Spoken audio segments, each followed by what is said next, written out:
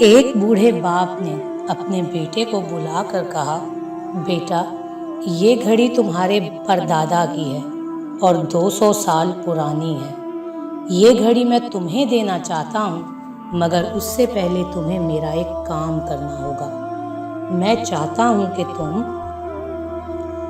اس گھڑی کو کسی گھڑی والی دکان پر لے جاؤ اور پوچھو کہ وہ یہ گھڑی کتنے میں خریدیں گے۔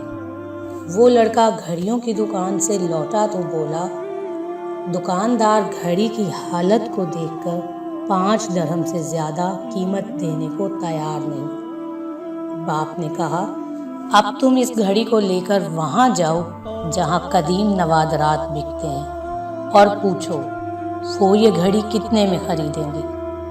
وہ لڑکا وہاں سے واپس لوٹا تو بولا کہ وہ لوگ اس گھڑی کی قیمت 5,000 درہم دینے کو تیار ہیں۔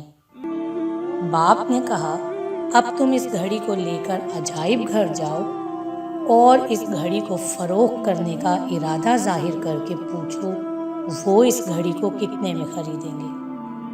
جب وہ لڑکا وہاں سے لوٹا تو نہایت حیرانی کے ساتھ باپ کو بتایا کہ وہ لوگ تو اس گھڑی کی قیمت 50,000 درہم دینے کو تیار ہیں۔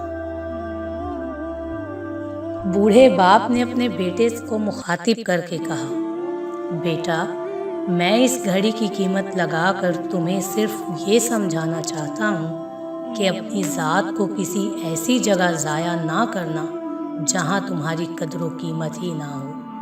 تمہاری اہمیت کا اندازہ وہاں لگایا جائے گا جن لوگوں کو انسان کو پرکھنے کی سمجھ ہوگی۔